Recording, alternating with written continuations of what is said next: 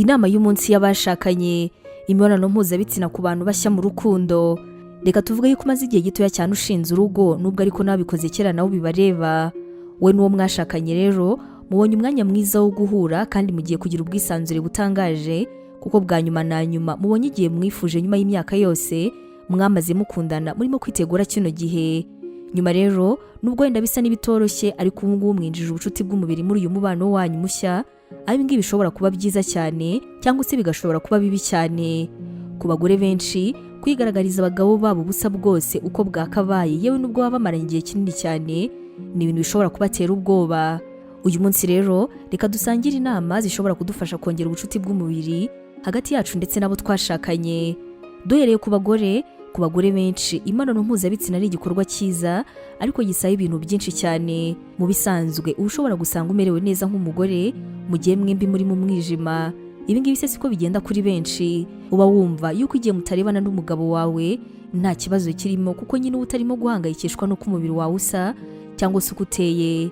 Kubw'amahirwe rero make, ibi ngibi bishobora kuba ikibazo ku mugabo wawe, yewe no kuri wowe nubwo utarabimenya nonaha. Abagabo ahangaha baba babajwe n'ikigeragezo umuhaye, kuko aba akeneye kureba ubwiza bw'umugore we kuva hasi kugera hejuru.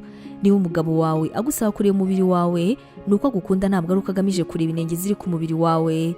Kuba rero wamwiyereka wese, ibyo ngibyo bimwongera urundi rwego mu byishimo bye, ndetse niba utabizi rwose niko bimeze. Nanone ariko ntabwo ugomba guhita wibangamira kano kanya niba utarabimenyera, bikaba bisaba umwanya ndetse n'igihe kugira ngo ubashe kwiyakira.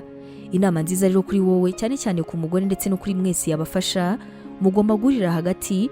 Ntabwo ugomba kuzimya amatara yose, ariko biranashoboka yuko wazimya yanga yasanzwe ubundi ugacana buji. Ntabwo rero uzaba umubangamiye cyane kuko hazaba habona gake, kandi nawe ntabwo uzaba wibangamiye cyane kuko hazaba hatabona cyane. Rema ikirere cy'urukundo, aho mushobora kuruhukira, aho mushobora gusekera, kandi unamwemerera gukunda byimazeyo. Nyuma rero ya kino gihe muzahuza cyane, kandi ntabwo uzongera kugira agahinda ko kugaragara ukundi. Hanyuma rero ku bagabo, niba uri umugabo mushya, ibi ngibi birashoboka yuko waba ubonye igihe cyiza cyane kugira ngo utangire kwishimira umugore wawe. Menya rero yuko umugeni wawe hari igihe ashobora kuba atameze neza kandi anafite isoni. Icya mbere, menya yuko ari ibisanzwe ko umugore wese aba ashobora kugira isoni z'uko ateye. Mwese rero ibi ngibi mushobora kubikorera hamwe, kandi mu gihe gito bikaba bizaborohera mu guhuza imibiri yanyu ndetse no kumva mutekanye. Ntuhate umugore wawe kubera ko bino bintu biroroshye. Iki ngiki ni igihe cyawe cyo kwerekana urukundo. Ibuka yuko bishobora kumutwara igihe kugira ngo azoroherwe no kwambara ubusa imbere yawe, ariko amaherezo rwose igihe kizagera, ntuhangayike. Gutegereza rero bigira agaciro, kandi byongeye azabyibuka kandi abigushimire mu myaka izaza. Kugira ngo rero ufashe umugore wawe buhoro buhoro, mubwire yuko ari mwiza kandi umubwire yuko umukunda, ubimwibutse cyane. Mwimenyereze mu bundi buryo atari uguhuza ibitsina gusa, umenyere ibyo akunda kandi uramubwira uburyo wishimira uwo ari we kuri wowe. Mubwira umwihariko we, komeza kumurambagiza umubwira amagambo y'urukundo. Ibyo ngibyo bizatuma nawe arushaho kukwiyumvamo ndetse no kwirekura cyane mu gihe cyose muzaba muri kumwe. Kuri mwembi rero mwibuke gukomeza gufungura itumanaho hagati yanyu mu gihe mukorera hamwe, kugira ngo mwongere umubano ujyanye n'umubiri mu bashakanye. Ujye kandi ureba urugero ugezeho ku byerekeranye n'ubuzima bw'imibonano mpuzabitsina, niba ari wowe wifuza kuba wakabaye uri. Binyangamugayo ku byo ukeneye kandi wishimire urugendo watangiye. Niba ukeneye inama zagufasha ku byerekeranye n'imibonano mpuzabitsina, kwitabaza ubujyanama nta kintu bishobora kukwangiriza.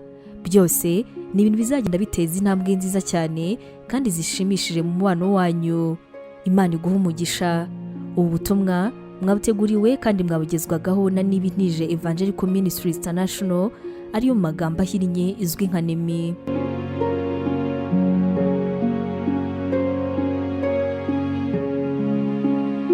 Waba utekereza ko wahamagariwe gukora umurimo w'Imana? Wifuza inyigisho nyinshi se zisohoka buri munsi zagufasha mu buzima bwawe kandi zikagukomeza mu bibazo? Wumva wifuza kwiga teolojiya, ukamenya ijambo ry'Imana, intwaro yagufasha mu buzima? Duhereye kuri kino kibazo cya nyuma, niba igisubizo cyawe ari yego, ngufitiye inkuru nziza cyane. Tugufitiye ishuri ryiza rya teolojiya kandi wigira ku buntu. Mu ishuri ryacu harimo porogaramu zitandukanye zirimo nka Pastoral Studies. Ubu ngubu akaba ari uburyo wakwiga kuba umuvugabutumwa mwiza cyane. Tugufitiye kandi Biblical Studies, iguha amasomo atandukanye ajyanye na Bibiliya. Uzanasanga kandi Christian Counseling, zikaba ari inama za Gikristo zizagufasha mu buzima bwawe kandi zigagukomereza umutima.